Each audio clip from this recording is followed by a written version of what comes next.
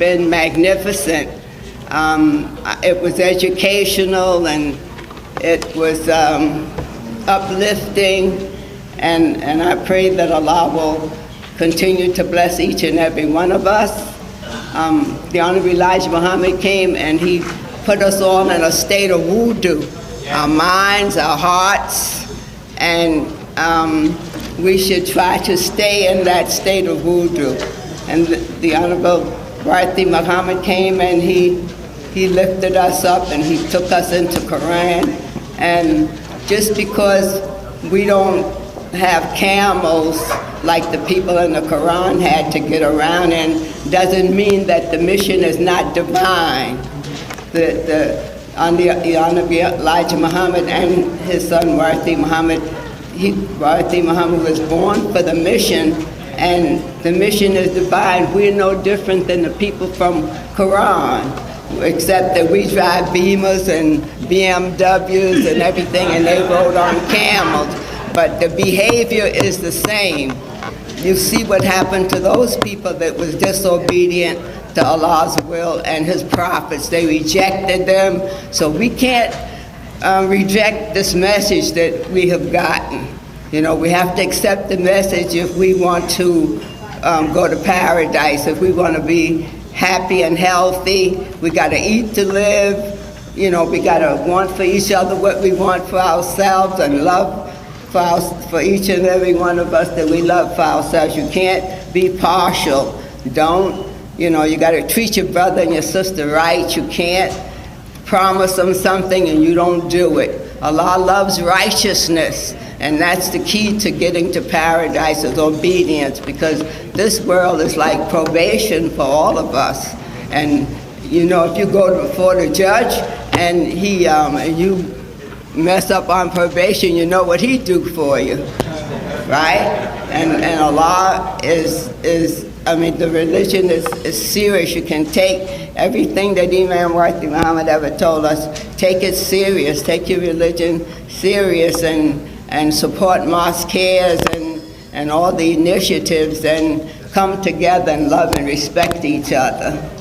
And I don't have that much time, but I just want to drop a few things on you and tell you to remember to eat to live and drink to live, because the schemes of Shaitan is so widespread. They're all in the supermarket. You know, you have to read everything you eat, you know, because preservatives and additives and artificial flavors are poison for us. So read something before you buy it. Not too much sugar, not too much salt. I'm a person that likes to eat to live, and when the Honorable Elijah Muhammad taught us how to eat to live, he taught us to fast and eat one meal a day and one meal every other day, and that's what I did, because when I heard him, I had never heard anyone talk like he talked. He loved us more than he loved himself. You know, he made a lot of sacrifices for us.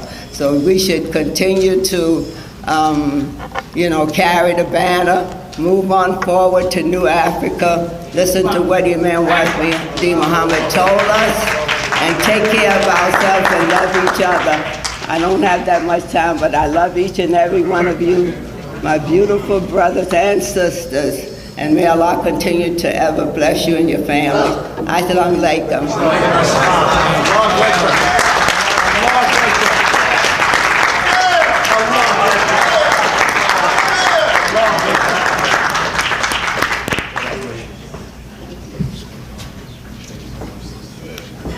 Assalamu alaikum, brothers and sisters. My name is Abdul Hakim Alim, and I'm from Detroit, Michigan. Presently, I'm residing in Las Vegas under some undue, not so encouraging circumstances. I landed in Las Vegas, so that's where I'm presently living. But I don't intend to make it my home. I came into the Nation of Islam in the early days, 1950, and And I fell in love with the Honorable Elijah Muhammad because he taught me that we were somebody, put a backbone in our backs. I was entered into the Nation of Islam and joined the Fruit of Islam. The first meeting is a history by itself. I'm going to leave a whole lot of it out because I know I only have a few minutes. But I just want to let you know that I represent those pioneers from all the way back when they left the shores of Africa. We were on a journey, whether you know it or not. Allah was not asleep, brothers and sisters, and He's not asleep today. I'm just a witness today of those pioneers who made it before us up until today. And you are pioneers as well. Don't think you're not, because 400 or 500 years from now, they'll be looking at you as calling you pioneers as well. Because we haven't started in the garden yet to doing anything in the garden. I was taught in the garden. This man's father, the Honorable W. Deen Mohammed II, Imam Rasul was my witness. The brother over there, Brother Oshman, is also my witness. In Detroit, Michigan, where I was born, partly reared up, I had a culture shock twice in my life. My parents passed away before I was 10 years old. My parents, among other relatives, moved to Detroit. And they unfortunately passed away before I was 10 years old. So my relatives who were there called down south and asked them, says, we got 4 boys up here. We're not able to take care of them. Do you all want them? They said, oh yes, send them down. And so they, sort of spooked us up with a little joyride. You're going to be riding the horses, and you're going to be milking the cows, and you're going to be doing this and doing that. And we were so jubilant that we was ready to go. But when we got down there, it was raining terrible. That red mud. My brother and I, who's closer to me than the rest of them, he would say that we moved down there in September. And I said, no, it seemed like it was August, but he says it was September, and he had a better remember than mine, so I gave it over to him, is that we moved down in September. So from September, I was just 9 years old. And my birthday falls in the month of December, so I know very well that I was before 10.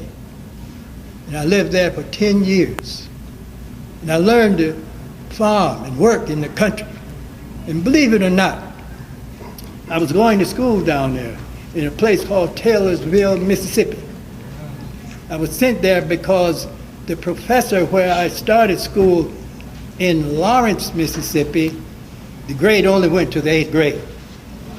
And when I finished the 8th grade education, he decided he would move to Taylorsville, Mississippi, and from there they continued the high school and dormitory. So he had wanted me to stay there in Taylorsville, Mississippi, and by the way, he had put me to plowing. Now, I'm not too proud to say that I worked and I plowed and I picked the cotton, I did all those things people do in the country. Also pulled on those ools that the cows have for milk, Some children ask you where the milk and the butter come from the store. They haven't even been taught that cows give us milk, butter, cheese, and hides. But Allah gave us, He said that I created the oxen, the cattle, the beasts of burden to do your work. And here this man got us doing the cows' work and petting the cattle and feeding them all the kind of food that they should eat and giving us the scraps.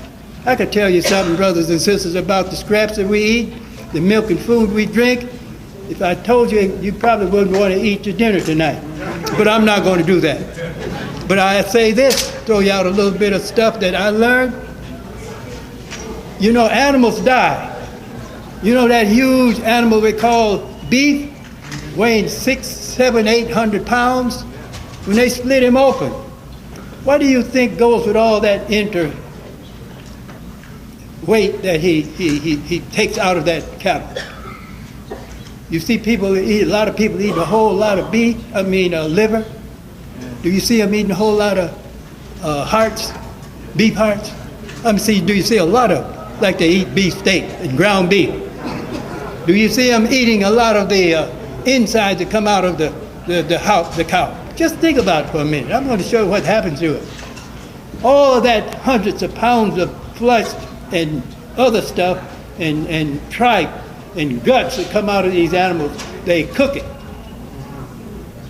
in huge pots, vessels, in all the large cities. Now, I want to tell you something else.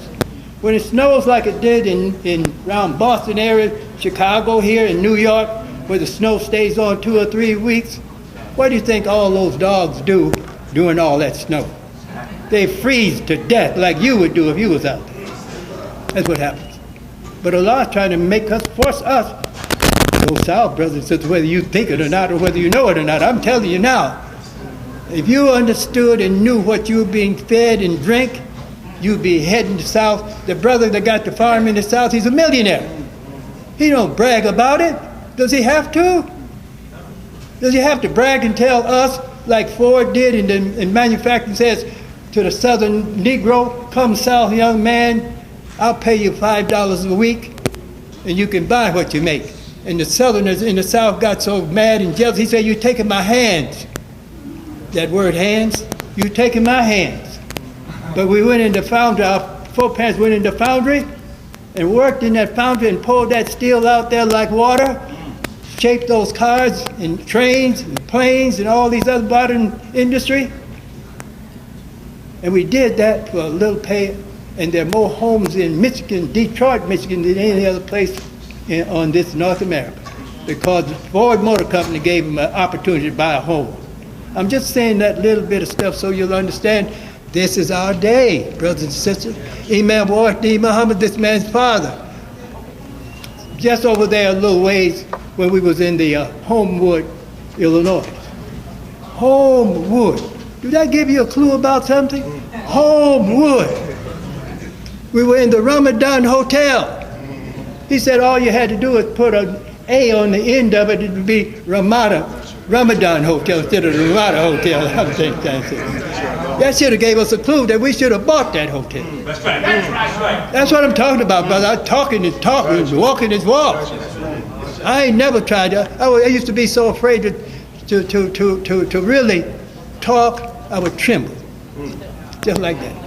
When I first came in, they said this to me, says that when you study, if you could repeat the student enrollment, we had to repeat the student's enrollment, and it began like this.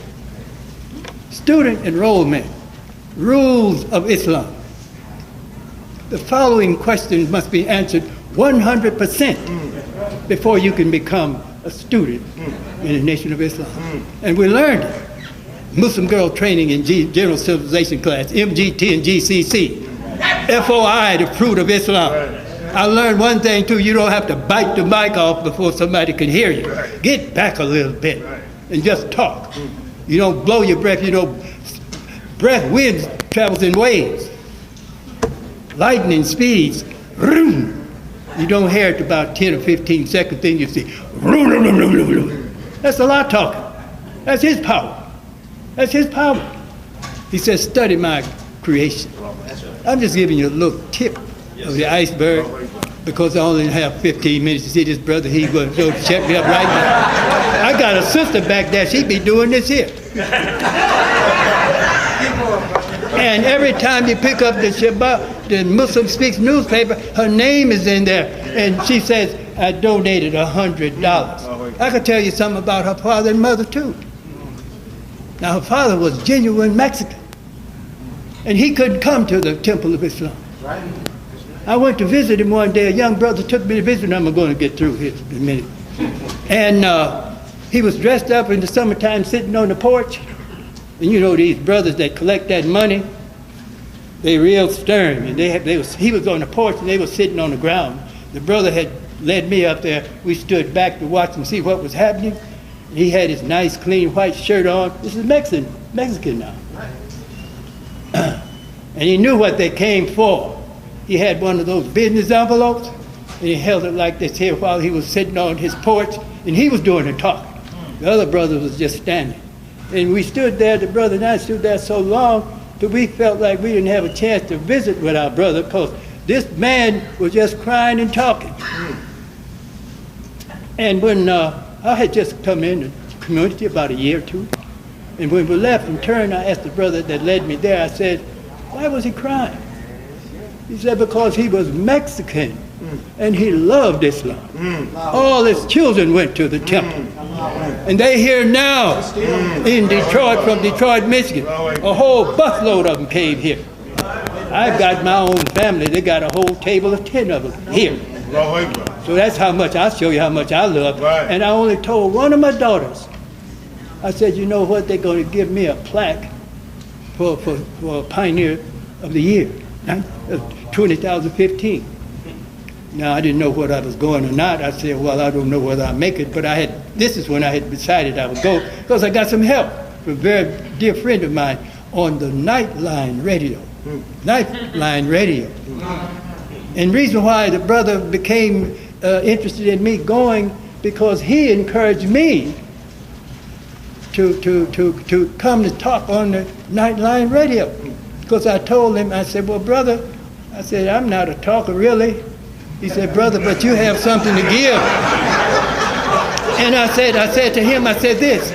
I said, brother, I called the brother Rasul, and I told brother Rasul, I said, brother Rasul, I would like to speak to the people on Nightline because they're always talking about longevity and how to live clean, how to eat good food and good health. I said, well, brother, I used to work at a factory where they picked up dead animals. And you know, when it get cold like that, even the forest animals don't come into town. They freeze to death out there. And the hunters have a season in Michigan. You know, you got a lot of woods in Michigan. I'm not talking about all the way up the peninsula, but just halfway up there. They know how to go deep in the forest up there and shoot the deer and the wild animals and wild turkeys and things, and they bring them back and hang their heads on the wall and all that kind of stuff. And those that they don't, they leave in the woods. Well, all that stuff in roadside kills is picked up by trucks and taken to this factory and cooked. Now I'm going to tell you what else happened when they cook it. I'm going to cut this short because I get into that and it's too long for me to tell you. But brothers and sisters, you have to know, we need to go to the farmland. And I tell you, I have a solution. If you don't know how to get there, they were talking about finding a husband and all that kind of stuff. I can tell you how to find one. In your neighborhoods. In your neighborhoods. Come together. I ain't talking about invite the man in your home because I know you can't do that. But enough of you get together and rent a small building, invite the males and everybody in the community. You know, we got to meet and train the Christians and the Jews. We got the word. Because they hid it before a sword. Said Mohammed, you know, he captured the minds of the people with a sword. Take the S off. That's right. That's all. They hide all that, just like hello. You know, if I said hell with you, you would look at me with big eyes. And every time the phone rang, you said, oh hell. You just got it backwards. I mean, you got a lot of things backwards. We think it's forward, but it's the custom the devil used on us. Our greetings is peace. Why don't you tell your person, the Muslims, you call it salam? And I know you do sometimes, but if you don't answer pretty soon, you say, hello? Oh, hell. You see the tone in that? Oh, hell. He gave me hell. You know, when someone, he says, he gave me hell. You know, that's a sad coming. You see, I'm going to leave it right here, brothers and sisters. I love you. I love you because I know when I get turned up, it's hard to stop. Thank you, my brother. Yes. Alhamdulillah. You know, when I first